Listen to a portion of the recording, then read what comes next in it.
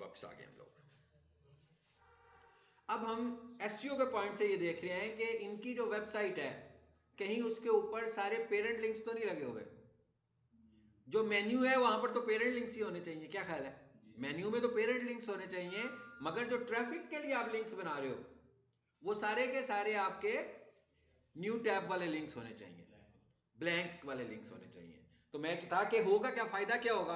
अब एक बंदा इनके होम पेज पर आया, अब उसने पढ़ा ये डिजिटल मार्केटिंग का कोर्स है, ठीक है, उसके नीचे लिखा हुआ आ रहा है लर्न मोर रीड मोर।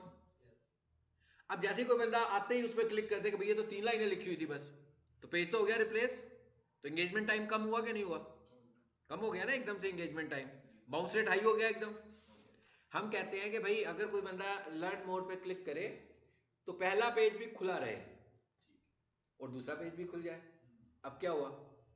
अब तो क्विट नहीं हुआ, यानी अब बाउंस तो नहीं हुआ ना, अब पहला पेज भी खुला रह गया और दूसरा पेज भी खुला रह गया। बिल्कुल, 4 टैब खोल लोगे, चारों के चारों ही एंगेजमेंट टाइम में काउंट होंगे, ठीक है।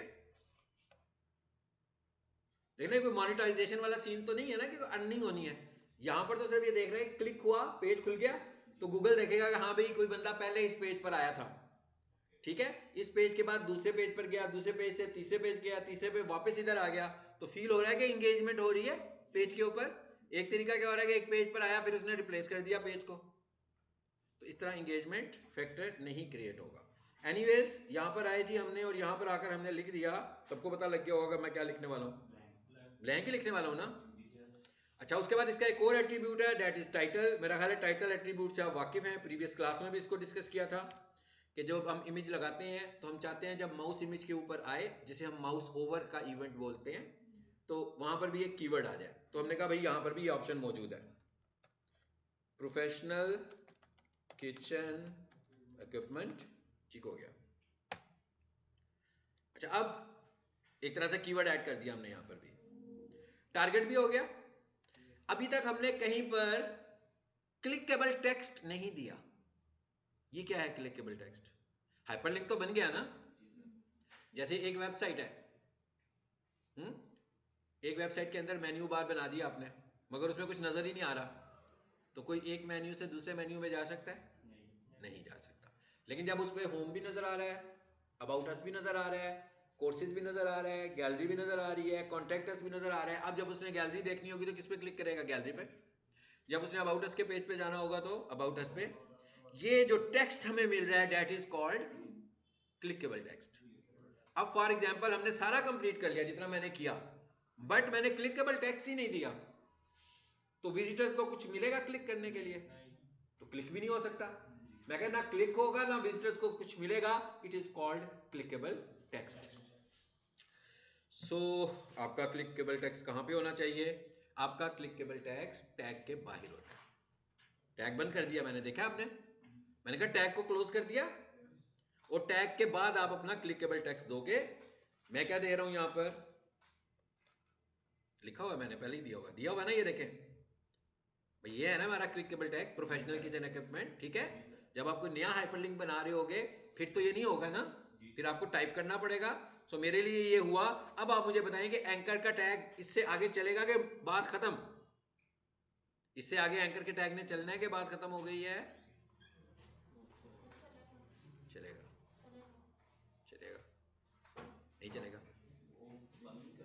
बस उधर देखे ना, ये क्लिकेबल मटेरियल था और वो क्लिकेबल टेक्स्ट था, तो जिस टेक्स्ट पे क्लिक किया खुल गया, एंकर का काम तो खत्म हो गया।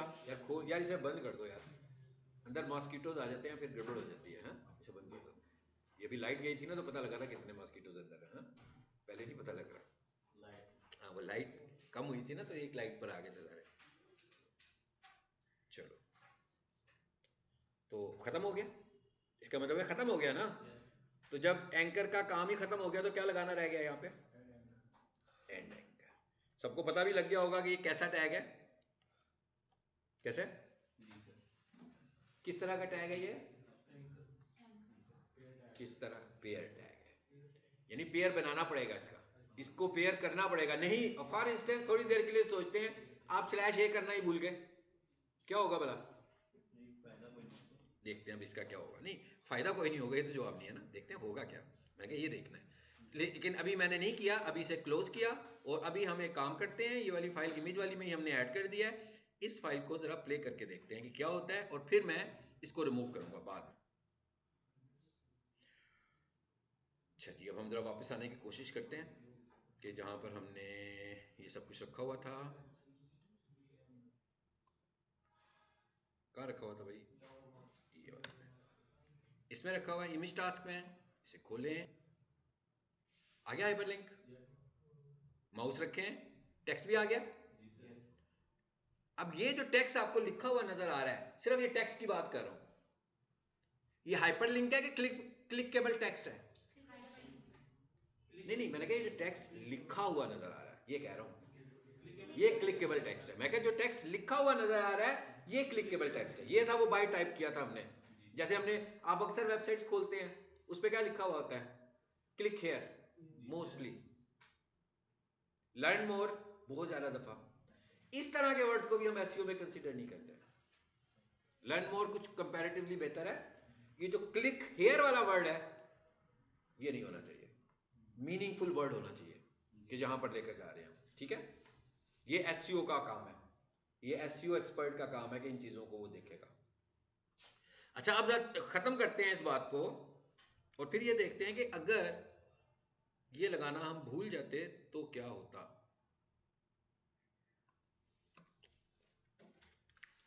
चलो,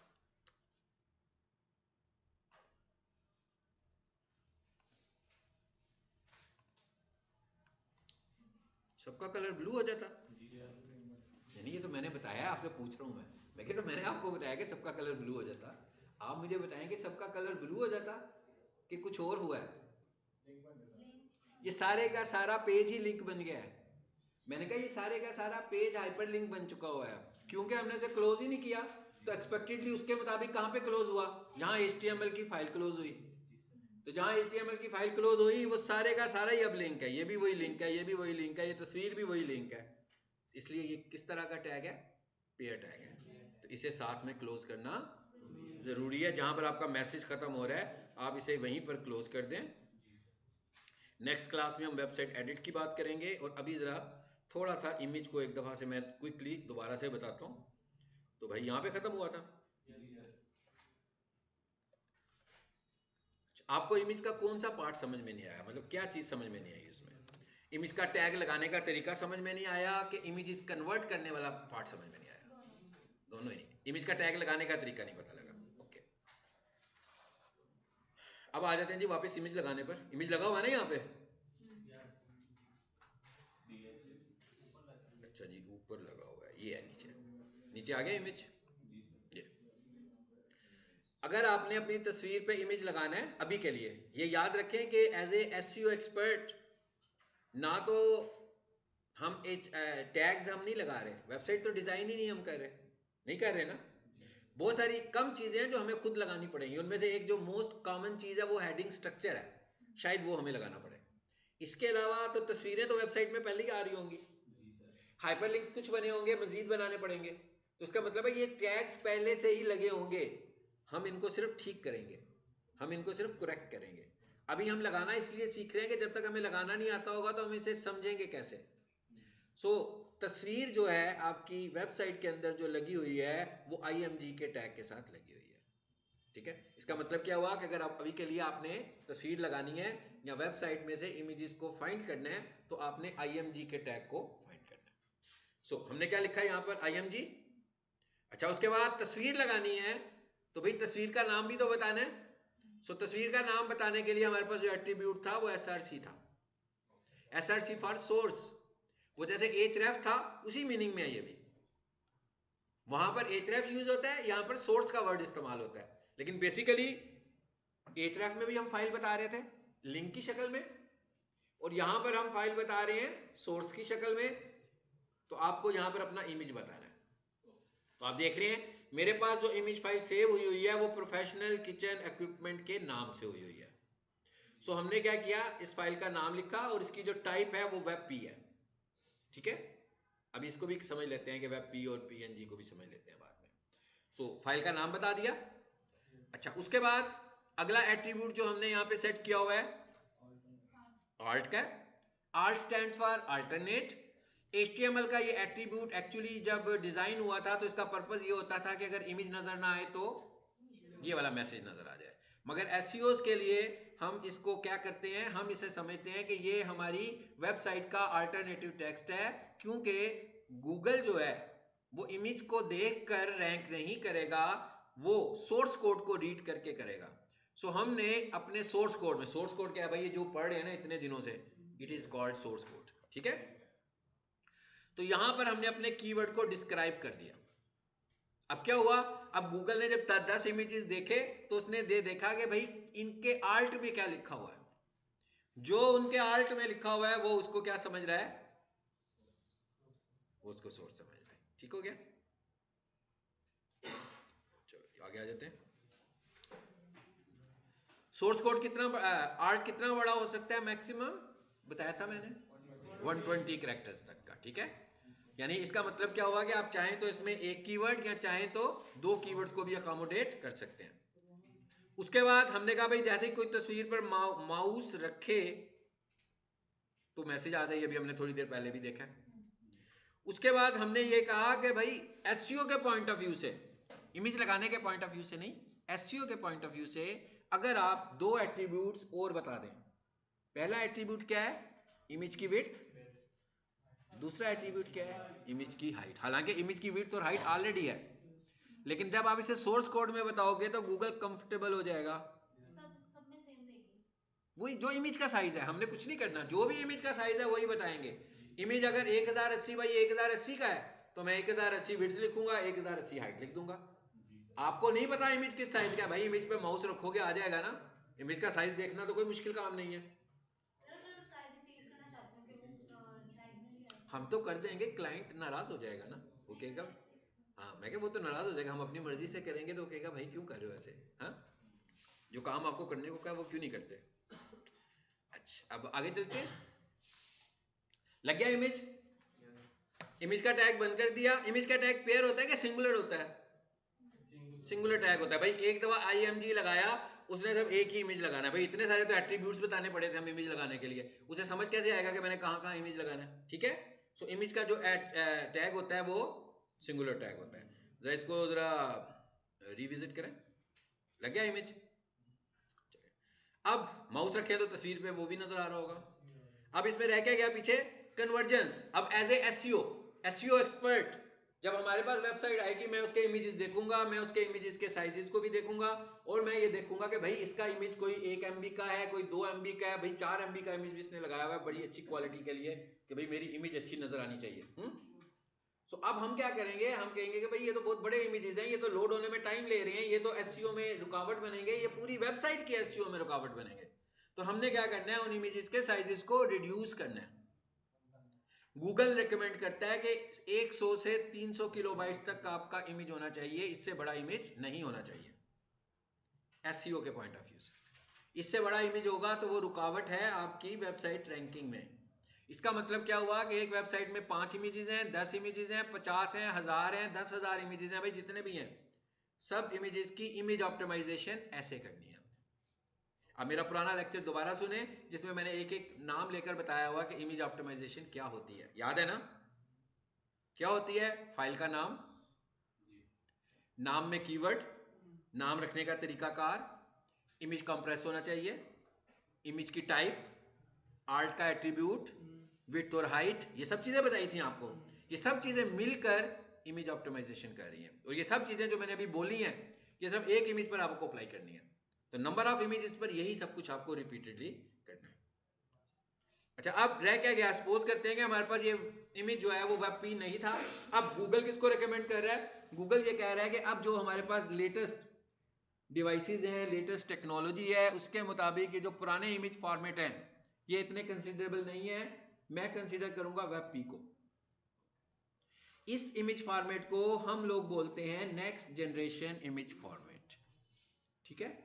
अब इसके लिए कोई एप्लीकेशन नहीं है, इसको ऑनलाइन टूल हमने पढ़े थे, याद है, उसे खोलिएगा पुराने लेक्चर को, जिससे पता लग जाएगा। मैंने कहा था online type two type converter, बस ये जो मैंने वर्ड बोला ना टाइप टू टाइप कन्वर्टर, इसका क्या मतलब हुआ, पुरानी टाइप नई टाइप। जेपीजी है, वेबपी करना है तो online JPG to WebP converter लिखेंगे, वेबसाइट आपके सामने आएगी, उसे खोलेंगे। दूसरा क्या है, मेरे पास इमेजेस जो हैं वो पीएनजी हैं, तो मैं क्या लिखूंगा, ऑनलाइन पीएनजी टू, बोल रहा हूँ कि image format to image format converter. ठीक है, ये हम कोई फिक्स नहीं कर सकते, ये तो हमारे पास जब वेबसाइट आएगी हम देखेंगे उसके इमेजेस कौन से वाले हैं भाई। तो अगर पहले से ही इमेजेस उसके वेब पी होंगे तो ये एफर्ट करने की जरूरत नहीं है। सारी भाई इनमें से मैंने किसी एक पे क्लिक किया, ये क्या लिखा हुआ है, कोई इतना बहुत ही आसान सा काम है ये तो, है ना। चूज फाइल करें भाई, इमेज कहाँ पड़ा हुआ है, इमेज कहाँ पड़ा हुआ है, डाउनलोड्स में या बीपी में आ जाते हैं, यहाँ आ जाते हैं। चलिए जी, यहाँ से कोई पिक ले लो। ये क्या है, साइज देखे ना 34, ये तो बहुत ही ऑलरेडी छोटी छोटी वेबसाइट इमेजेस है। ये 110 है, इसका मतलब है कि हमें यहीं पर कोई मिल जाएगा इमेज, ये बड़े वाला इमेज कोई ले लेते हैं। चलो 334 कन्वर्ट, सब कुछ बिल्ट इन है ना इसके अंदर, हमें कोई एफर्ट करने की जरूरत ही नहीं है इसमें। जब ये कन्वर्ट हो जाएगा तो एडिट करना हो कर सकते हैं कि जरूरत नहीं है हमें डाउनलोड वेब की। अब ये जब डाउनलोड होगी तो नाम उसी एप्लीकेशन ने इसका रखा होगा, हम फिर दोबारा से इसका नाम अपने कीवर्ड पे लेकर जाएंगे। चलो जी, माउस रखें इसके ऊपर, देखें छोटा हो गया ना 75, मेरा ख्याल है 300 किलोबाइट्स थी पहले, अभी क्या हो गया, एक तो 75 किलोबाइट्स हो गई और दूसरा वेब पी भी हो गई हमारे पास। कोई फर्क पड़ा है तस्वीर में, वैसी की वैसी है तस्वीर हमारे पास। ठीक है,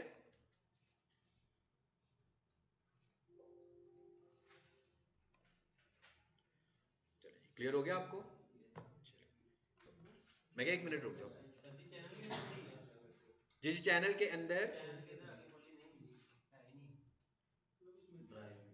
मैंने कहा व्हाट्सएप चैनल खोलें, वो एक मैसेज है जिसके अंदर प्ले लिस्ट पड़ी है, उसके बिल्कुल एंड पर चले जाएं, उधर पड़ी हुई है। ठीक है, मैंने इसीलिए किया कि भाई आप लोगों को ढूंढने में बड़ी दिक्कत होती है, तो मैंने कहा एक ही मैसेज के अंदर चीजें सारी हों आपके पास।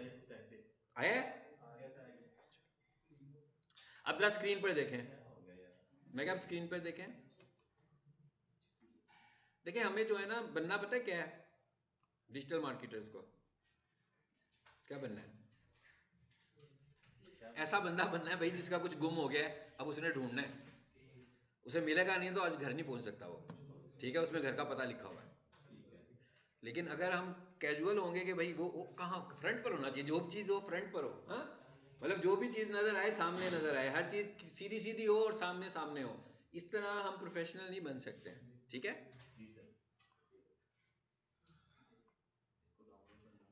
आपके ना बाल चाल खड़े हो जाने चाहिए, पता लगे कुछ समझ रहे हैं चीज़ यार, ऐसे तो नहीं कि सब कुछ ऐसे बस, कि कोई किताब तो नहीं है, सवाल भी लिखा है जवाब भी लिखा है, सवाल भी लिखा है जवाब भी लिखा है, क्योंकि ज़बरदस्त भाई, इस तरह के आप आगे तो नहीं बढ़ सकते ना सवाल जवाब के साथ, जब तक आपके पास केस स्टडीज ना हो, जब तक आपके पास रिसर्च ना हो।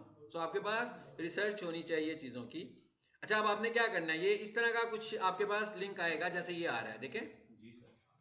जब आप इसे डाउनलोड कर लोगे अपने कंप्यूटर में, ड्राइव पे क्लिक करोगे, डाउनलोड के बटन पे क्लिक करोगे, ये डाउनलोड्स में आ जाएगा, अपनी चॉइस से इसे किसी फोल्डर में रख लें, जैसे मैंने इसे किसी पे रखा हुआ है। उसके बाद आपने क्या करना है, मैंने आपसे कहा था कि एक 7-zip का एप्लीकेशन है, अगर किसी को नहीं पता कि 7-zip क्या होता है, भाई ये भी बड़ा सादा सा काम है। ये देखिए मैंने क्या लिखा, डाउनलोड, रिकॉर्ड हो रही है मेरी बात, ठीक है, मैंने लिखा डाउनलोड 7-zip, ये बड़े आसान सा काम है, ऊपर ही वेबसाइट आ गई है, इसको डाउनलोड कर लो। डाउनलोड, जैसे ही मैं इसको डाउनलोड करूंगा, आजकल ज़्यादातर लोगों के पास अच्छे वाले कंप्यूटर्स ही होते हैं ना, ये 64 बिट वाले, तो एक 64 बिट लिखा था, एक x86 लिखा था, इसका मतलब वो पुराने कंप्यूटर्स जिसके पास होते थे। ठीक है, वो 32 बिट वाले कंप्यूटर्स वो तब किसी के पास नहीं होते, ज़्यादातर लोगों के पास पुराने भी होंगे तो 64 बिट के ही होते हैं। अच्छा, अब ये डाउनलोड हो गया, ये देखें भाई, अब क्या करना है, इसको डबल क्लिक करो तो इंस्टॉल हो जाएगा। देखिए सिंगल क्लिक के ऊपर है, कोई साइंस की जरूरत नहीं है, मैंने पहले भी इसको अपने पास रखा हुआ है, फिर भी मैंने कहा चलो भाई कर देते हैं एक दफा और, इसको इंस्टॉल करें। चलो डन हो गया, इतनी सी बात थी, इसकी इंस्टॉलेशन कंप्लीट होगी इसकी। अब आपने जब इसको डाउनलोड किया होगा तो अब आपने क्या करना है, इसके ऊपर राइट क्लिक करना है। ये सारा काम लैपटॉप से कर रहे हैं या कंप्यूटर से कर रहे हैं। कई स्टूडेंट मोबाइल पर ये सारी शरारतें करने की कोशिश करते हैं और फिर कहते हैं हमसे हो नहीं रहा। मोबाइल को यूज नहीं करना इन सारे कामों के लिए, ठीक है। अच्छा, यहाँ पर आए और बिल्कुल शो मोर पे जाएं तो यहाँ ये 7-zip लिखा हुआ आ रहा है, आपके पास भी आना चाहिए। नहीं आ रहा, आपको कंफर्म है कि आप इंस्टॉल कर चुके हैं, अपने लैपटॉप को या मशीन को एक दफ़ा रीस्टार्ट करें तो आपको मिल जाएगा, ठीक है। उसके बाद एक्सट्रैक्ट हेयर कर देंगे, इसका मतलब है जिस जगह पर आप मौजूद हैं उसी जगह पर ये आ जाएगा। ये डॉट डॉट पे क्लिक करेंगे अगर, तो वो कह रहा है कि भाई कहाँ इसको डाउनलोड करूँ, तो ज़रा आसानी आपके लिए यही है कि एक्सट्रैक्ट हेयर कर दें। चलो जी, बस इतनी सी बात थी। वापस आएंगे उसी के ऊपर। इससे क्या होगा भाई, ये लें, इस पे राइट क्लिक करें। इससे क्या होगा, इसको रिमूव कर दूं मैं ताकि आपको बता ले। अब मैंने इस पे राइट क्लिक किया, आपके पास तो यही आया है ना अभी तक डाउनलोड करके। फिर मैंने कहा शो मोर, फिर मैंने कहा 7-zip, फिर मैंने कहा एक्सट्रैक्ट हेयर। पहले देखें क्या हुआ, एक फोल्डर आ गया। ऊपर वाले का कुछ नहीं करना भाई, वो सोर्स था सिर्फ, ठीक है, आप तक पहुंचाने का सोर्स था। काम इस पे करना है। खोला, पूरी की पूरी वेबसाइट आपके पास आ गई है। इस पे क्या काम करना है अगली क्लास में देखेंगे। यानी ये वेबसाइट आपके घर पहुंच गई, आपके कंप्यूटर पे। अगली क्लास में हम एक छोटा सा रिव्यू करेंगे। हम सब कुछ सीख चुके हुए हैं, सिर्फ एक रिव्यू करेंगे कि आप कंफर्टेबल होकर इसको चेंज कर लें। आप सब ने अपना लोगो लगा लेना है, अपनी कंपनी का नाम लिख लेना है, अपनी हेडिंग स्टाइल लगा लेनी है, तस्वीरें भी अपनी मर्जी की लगा लेनी है। ये कैसे लगाएंगे ये अगली क्लास में मैं आपको ओवरव्यू दूंगा, और इसके बाद हम लोग स्विच करेंगे एसईओ के ऊपर, ठीक है। यानी अभी तक हम एसईओ पे स्विच नहीं किए, नो डाउट हमने जितनी चीज़ें पढ़ी हैं, एलिमेंट्स पढ़े हैं, उसके साथ हमने एसईओ कॉन्सेप्ट्स पढ़े हैं। मैंने इमेज ऑप्टिमाइजेशन आपको करा दी है, लेकिन डायरेक्ट एसईओ पर हम उसके बाद अब स्विच होने वाले हैं।